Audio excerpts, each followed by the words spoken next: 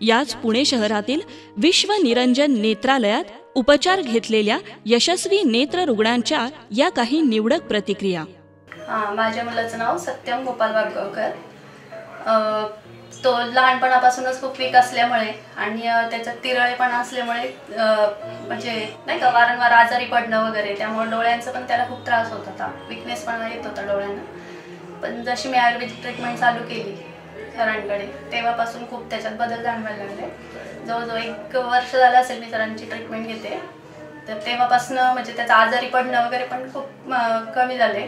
जे ताप येणं, वारंवार क्लायमेट चेंज झाल्यानंतर सर्दी खोकला होणं, ते पण खूप बदल झालाय, त्याच्यात प्रतिकारशक्ती वाढली आहे त्याची। मी डॉक्टर प्रवीण जगताप यांची 1 वर्षापासून ट्रीटमेंट घेते, तेव्हापासून मला त्याच्यात चांगला बदल जाणवायला लागला। जो डोळा फिरवणं, तिरळे बघणं, ते आता जवळजवळ 100% कमी झालेला आहे, बरा झालेला आहे तो।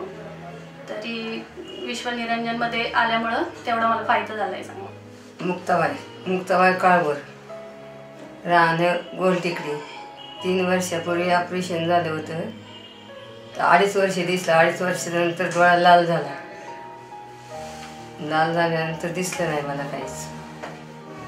त्याच्यावर 2-3 डॉक्टर केले पुण्यातले, त्याने काहीच फरक पडला नाही। जगताप डॉक्टरकडे आयुर्वेदिक औषध घेतले, त्याने जरा फरक पडला।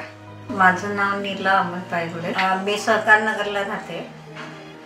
30 वर्षापूर्वी मला चष्मा लागलेला होता, पण काही दिसत नव्हतं, बरेच वर्ष झाली। नंतर एकदमच अंधुक दिसायला लागलं। मी विश्व निरंजन हॉस्पिटलमध्ये डॉक्टर जगतापांकडे ट्रीटमेंट घ्यायला आले।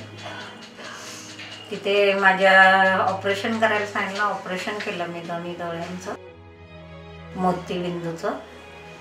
त्यामुळं मग ते मला एकदमच फायद्याचं झालं, मला एकदमच छान दिसायला लागलं। काही दिवसांनी मला पॅरालिसिसचा अटॅक आला, चेहऱ्याला।